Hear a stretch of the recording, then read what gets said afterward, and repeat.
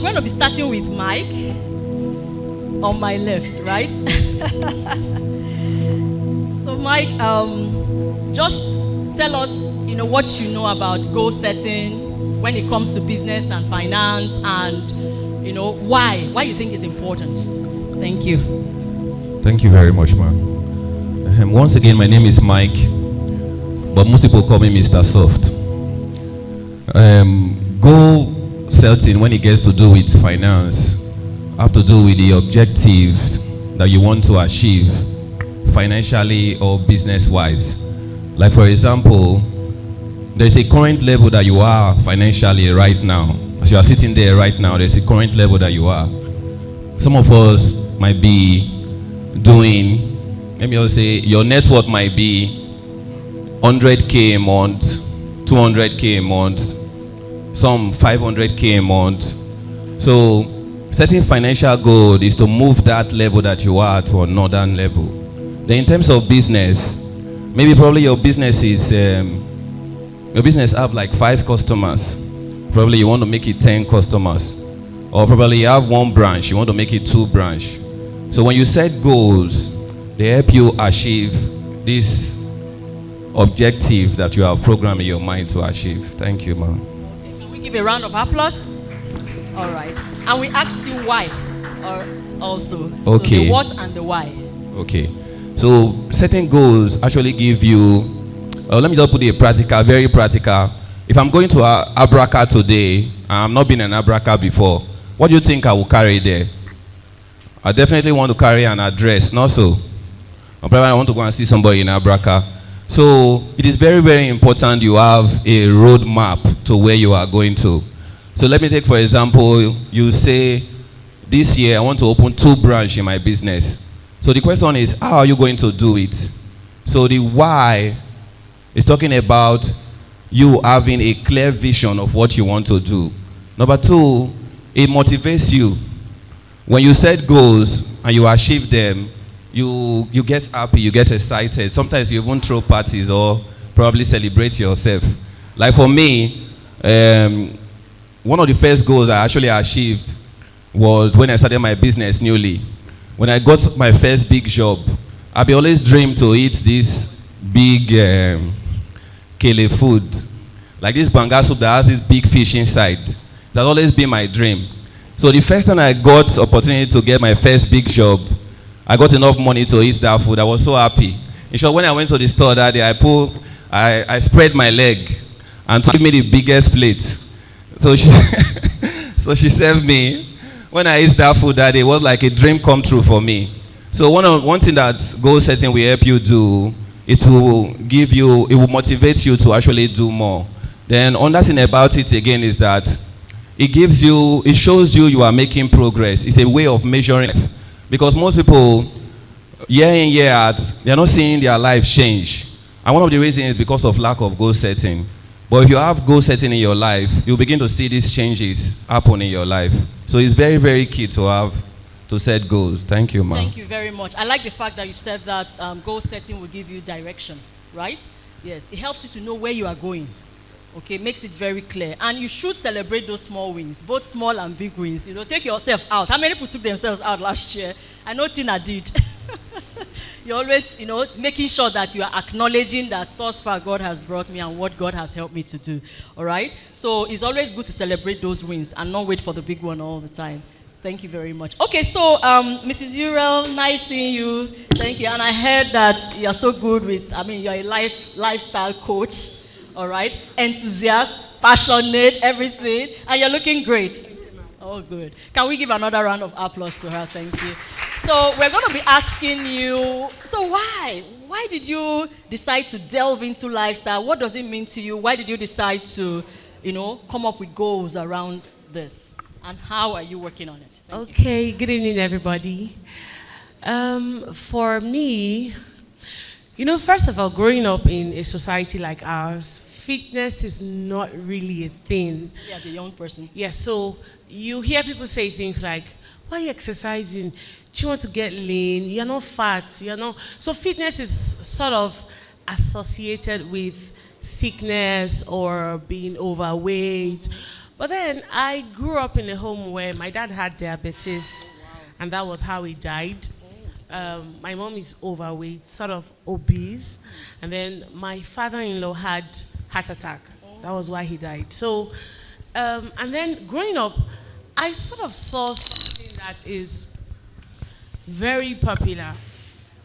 I cannot remember a day as a child that passed without my mom taking drugs. So, pain drugs, paracetamol, something like this.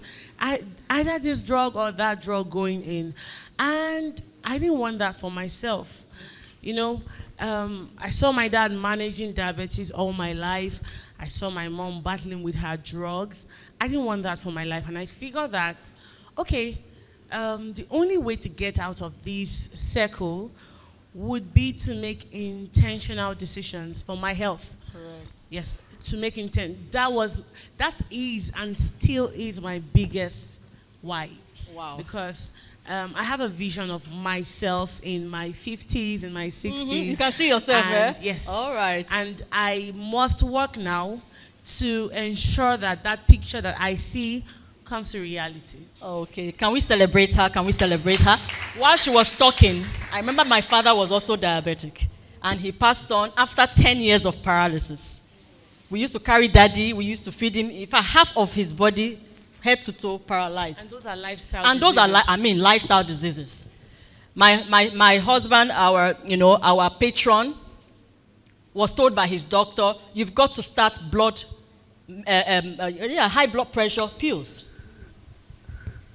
And already he had diabetes in his family. Some of his siblings had diabetes. Even his father had diabetes.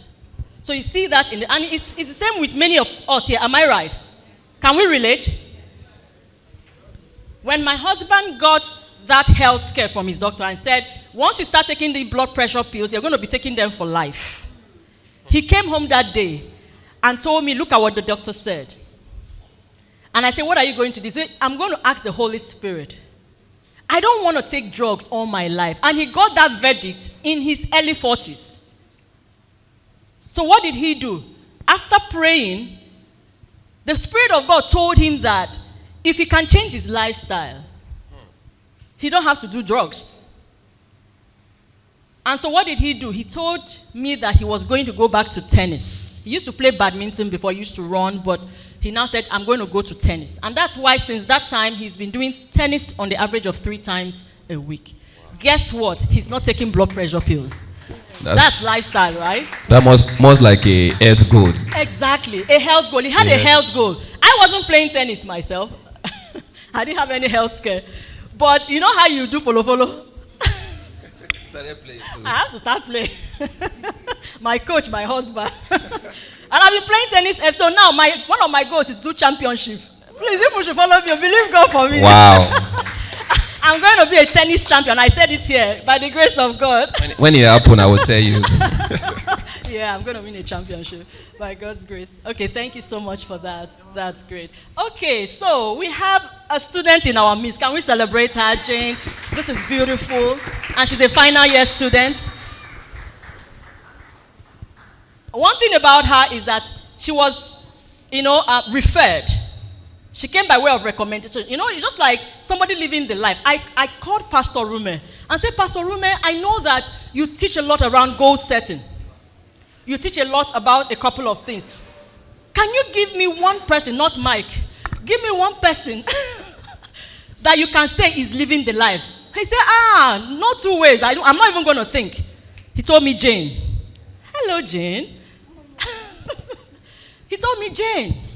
And so Jane is here with us. All right? He said that when it comes to the mental space, Jane is committed. So Jane, over to you. What do you understand by goal setting around the mental space? What does it mean to you and why? Good evening, everybody. Thank you so much, Ma. Okay. I'll start with this. When I got into school, can everybody hear me? Okay. When I got into school in my first year, I was living in the hostel, and they just came with a news one day that a guy committed suicide. And I was joking with my roommates that day. I was like, there is no reason on earth that would even make me want to feel depressed. You want to try it? Yeah. Yeah, I made that statement that there's nothing on this earth that will make me want to feel depressed. When there's ice cream, when there's jollof rice, when there's ogbono soup, if I feel sad, I'll go and eat food. So yes, no, I was saying that with so much confidence. Then I realized last year I kind of went into isolation during my period of 6 months IT. I realized I was really depressed and I felt like I was hallucinating. I was doing 3 jobs. I was building a business and I was also running an internship. And that was when it occurred to me that, wait, Jane, you want to run mad? Or do you want to kill yourself? That was when I realized the importance of actually setting goals for your mind, that something that will help you to calm down and reflect and look at this in a way, this is not working, let's try this, or this is not working, or let me even have time to rest. Because then I wasn't even resting. I was working 9 to 5, then at night, based on different time zone from my employer, I work from 7 till 11. Then I start building my business, and I also have writing Wait, Jane, gigs. you are a student, by the way. Yes, ma'am. And you're doing a 9 to 5 job. It's a good job. But it's 9 to 5 anyways. Yes, ma'am. And you're doing a full-time student work. Yes, ma'am. So I felt like I was running mad because I had set goals. Yes, I said I'm really crazy on goals. I set goals. Okay, I would hit these high financial targets. I'm going to get this amount of money by last year. I have to pay. I was living alone in Lagos last year. I have to pay my rent. I have to do this. I have to do that. But I was not checking my mind, what it was doing to my mind. I cut off friends. I cut off family. I just talked to them once. Okay, I didn't even have any relationship, so there was nobody to say hello baby or anything like that. So that was not even part of it. So I realized that every other thing in my life was dying because I was following just financial goals. I was just pursuing, I want to make so and so amount of money. So it's important that we set mental goals that help you to focus and increase your productivity. One thing I realized that was also a problem was that I was losing focus in the multiple things I was doing. I wasn't paying attention to details, and my employers were now complaining. So I had to even quit some of those things and like, okay, calm down. Calm down. Let's focus. Let's think. Let's reflect on what is working. And let us increase our productivity. So that's why I feel setting mental goals and having a clear picture of what you want is actually important. Okay, can we give a round of applause to that? I personally believe in multitasking, right? But I know that focus is key. Because you can't really be jack of all trades and not gathering, master of none, you're not gathering more. So you've got to know when to give time to what. That's something very important. And at times your plate is overfull. You've got to know what to remove, all right? So that you can have some space for rest, you can have some space to think and to balance. All right, so all those are part of, making sure that your mental space is in the right position. So thank you very much. Thank you. Okay, so we're having Joey here. Pastor Joey is one of our founding members in the Singles Forum. Can we celebrate her? She's one of our counselors, actually. Yes, and she is very passionate around, everything spiritual, everything God, and relationship. So please, Joey, can you talk to us a bit about, what goes and why? Okay, thank you so much, Ma. I will talk about the spiritual first before I'll talk about the relationship. So, why should someone have a spiritual goal? Most people they serve the Lord of the work, but they forget to have a relationship with this Lord of the work. They are all about the activities, but they don't have a very personal relationship with God.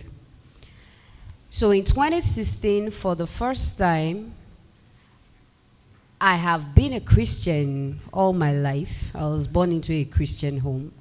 But from 2016, I told myself that I want to live my life very deliberately with every pillar in place. So I started with a spiritual goal, which I'm going to share.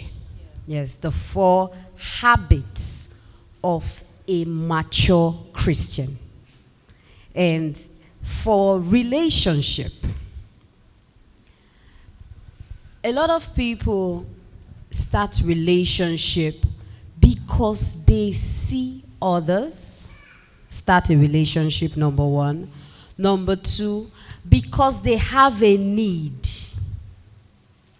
for sort of validation or whatever it is. Most of the time, they are not clear about why they are even starting a relationship. Some people start relationship because people ask them that, you are not in a relationship.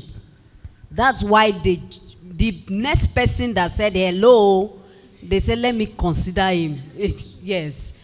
Because someone asked that, you're not in a relationship. So there is no clarity, no why.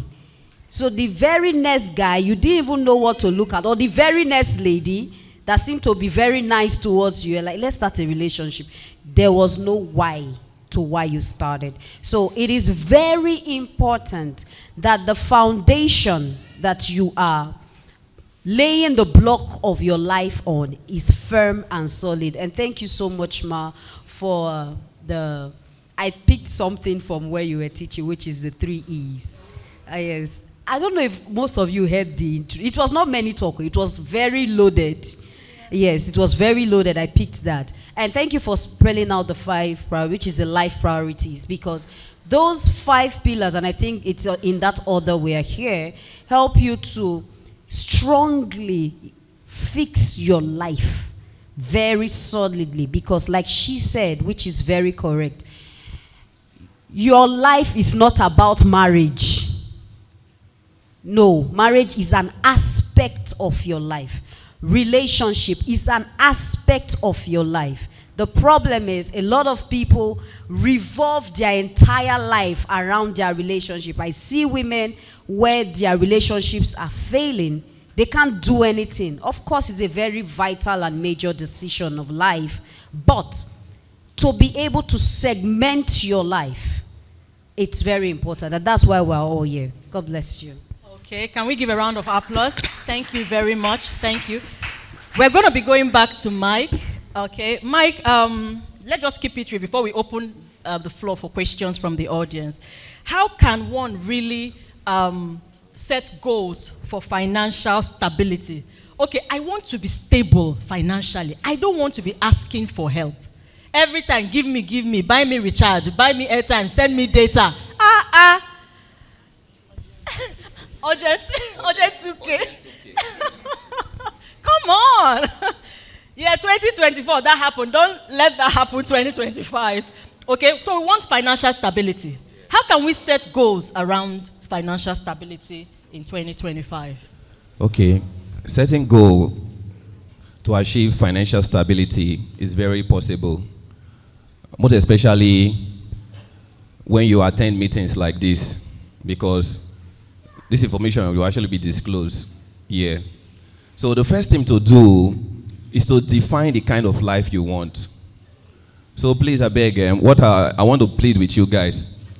If you are not writing, use your phone to take note, because what I'm about to say now is going to transform your life, seriously. It has transformed my life. I was not here before. If I show you my old picture, very skinny, but by grace of God, my level have changed. So what I'm about to share with you today will change your life if you can put it to practice. So the first thing is to define the kind of life you want. What I mean by the kind of life you want, let's say, for example, you're that kind of person that always asks urgent 2K. You just ask, say this year, 2025, I don't want to do that anymore. What can I do to change things? In short, this year, 2025, I want to be having so amount of money in my account, so that I'll not be having I will not be asking urgent 2K anymore. So the first step is to define the life you want. Define it like a dream, like a picture. Write it down.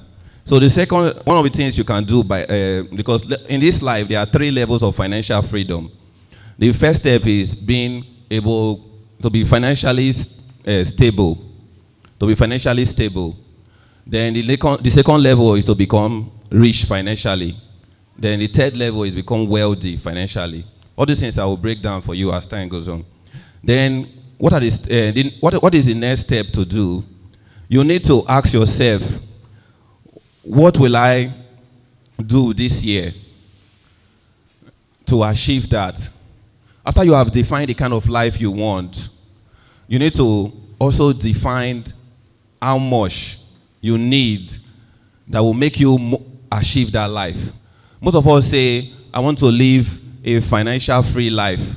But we don't actually take a step further to define how much we really need to live a financial free life. Like for me, I'll use myself as an example. I believe if I can be earning at least 500K every month, like if I can create a cash flow of 500K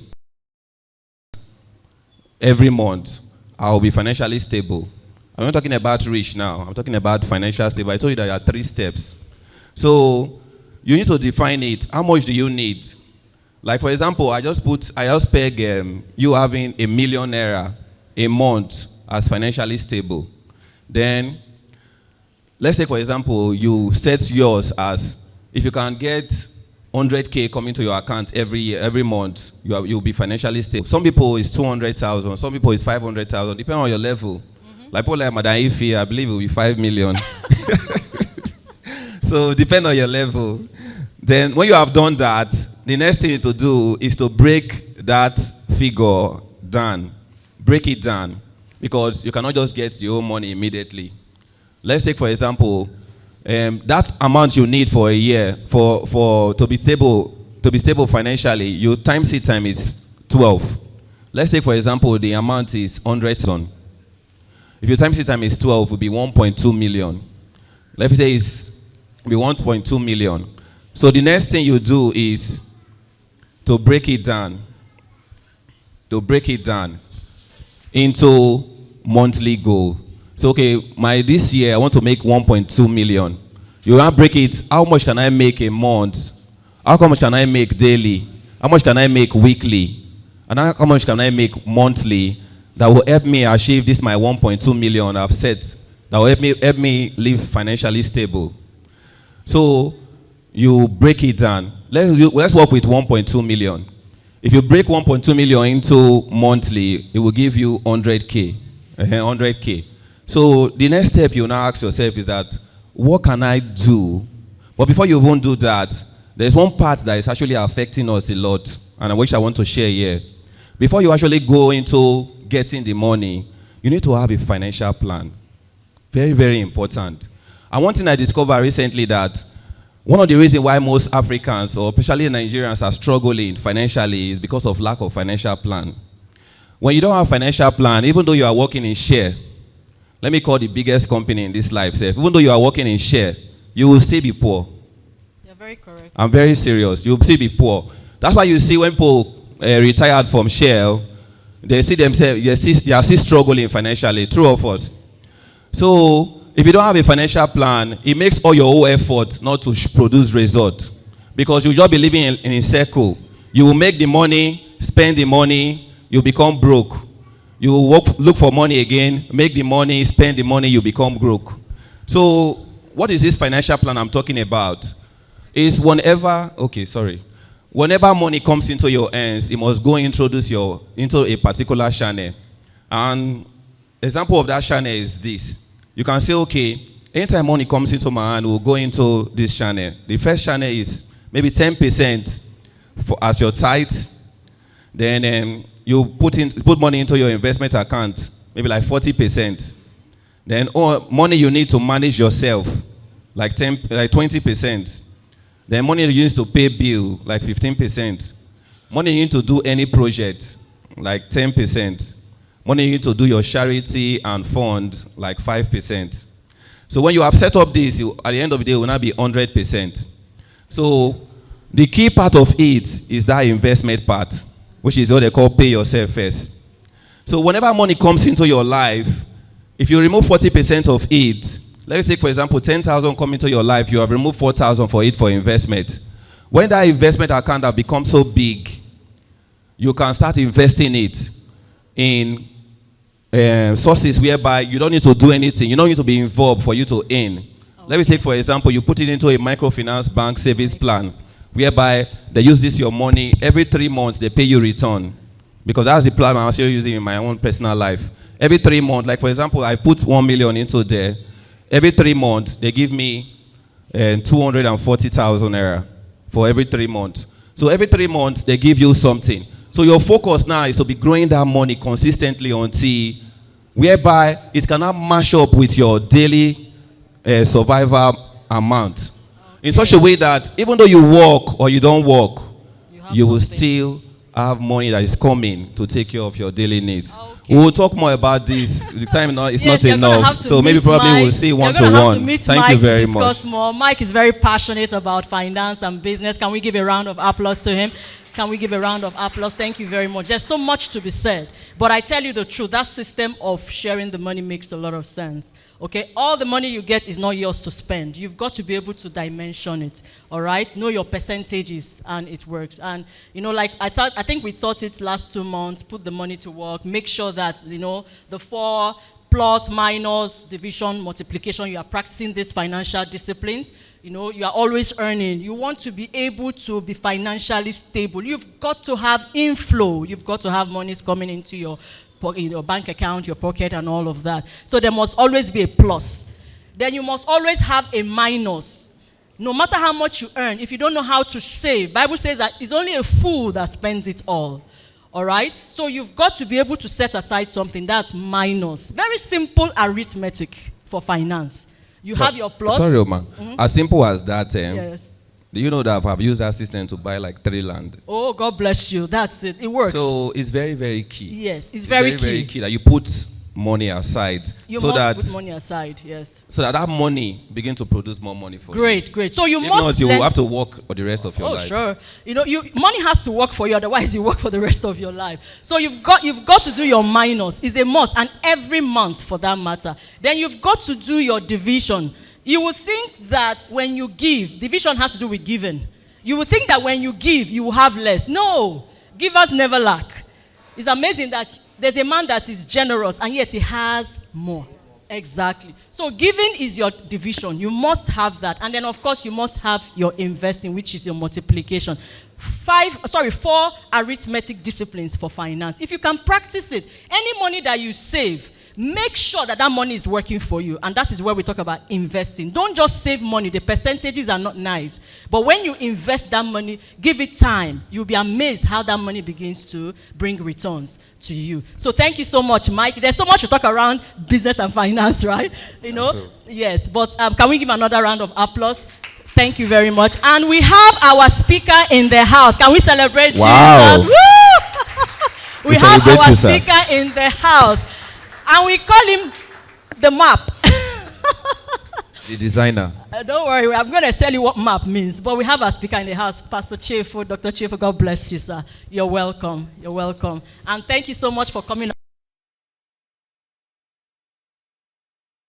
You're welcome, sir. Thank you so much. Okay, so we're just going to do 3 questions real quick before we. You believe in lifestyle, right? You believe in wellness about that. So what is your lifestyle regimen like? Thank you. Ooh, okay.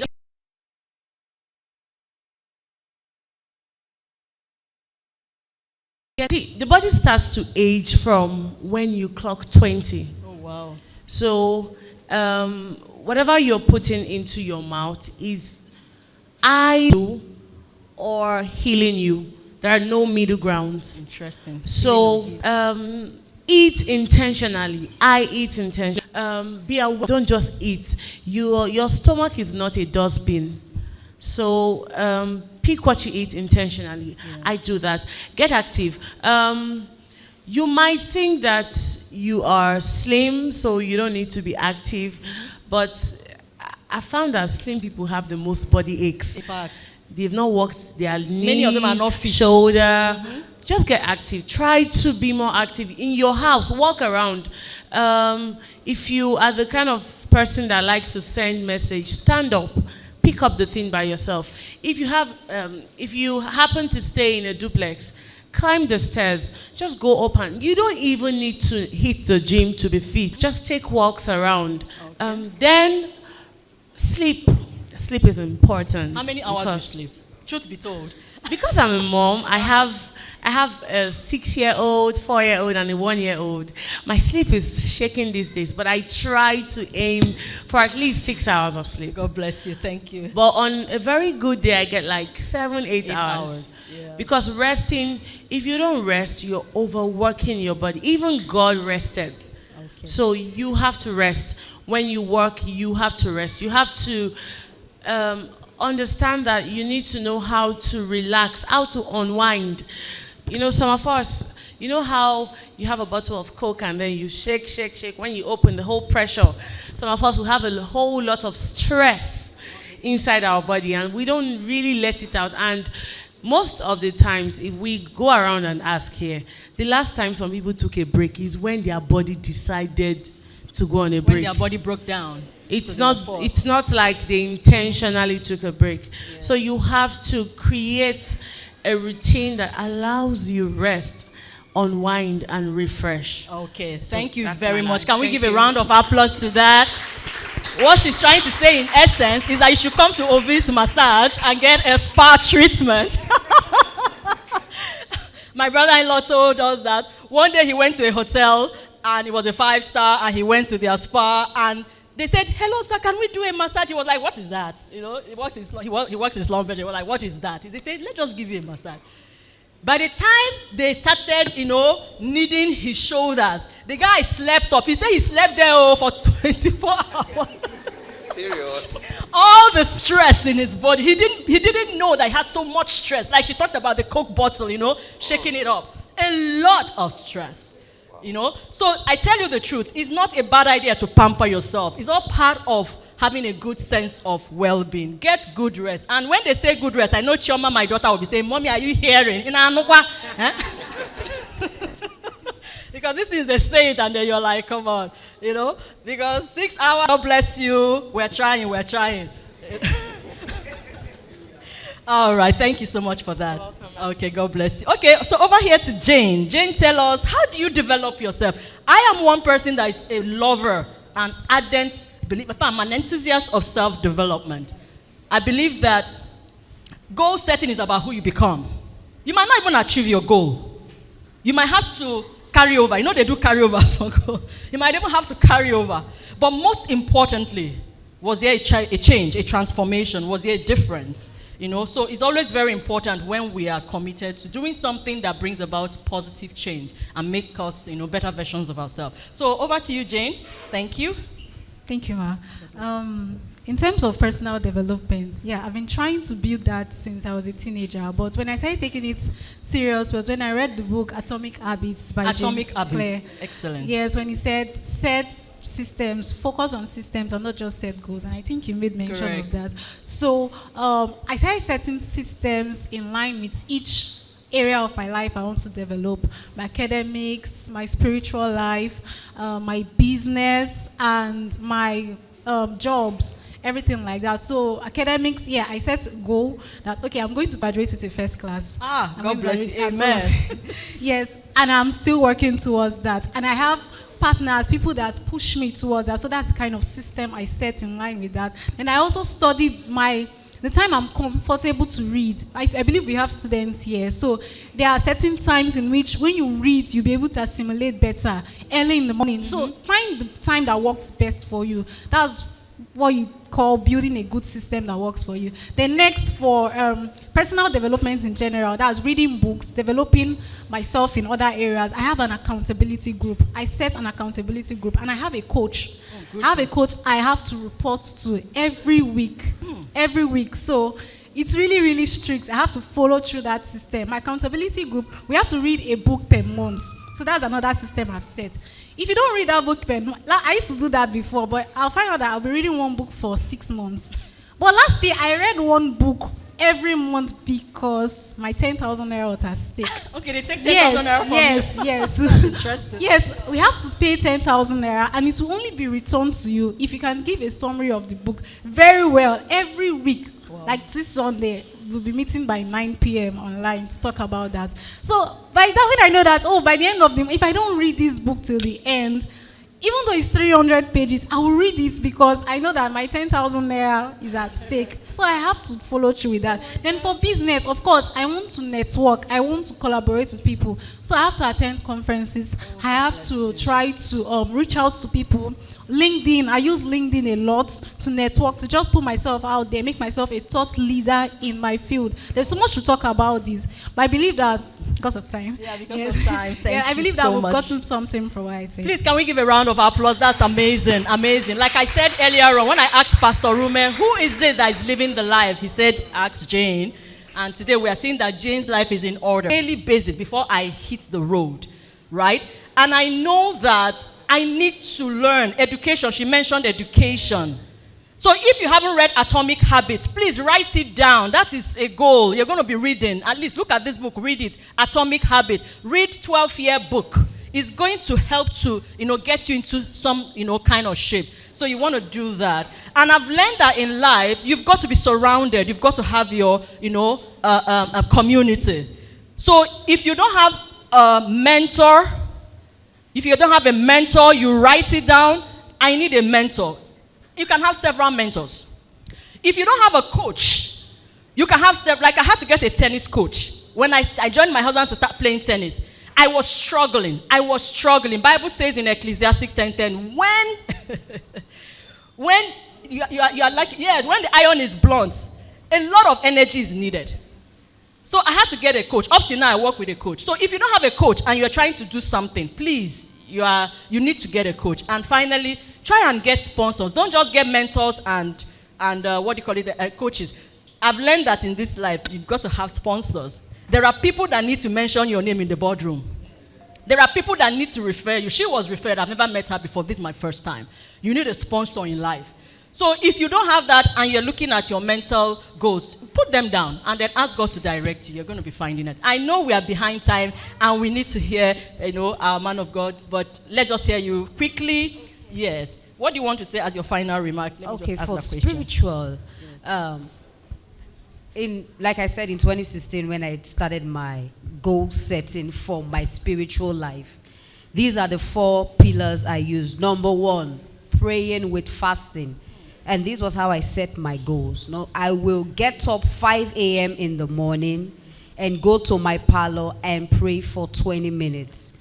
A lot of people don't have a clear schedule of how they are communing with God personally. And I used my children as accountability partner at the time. So I will go to the parlor, I will wake them up and we go to pray. Interestingly, these children right now, I had a goal for my first child, where before she becomes a teenager, she should have studied the Bible.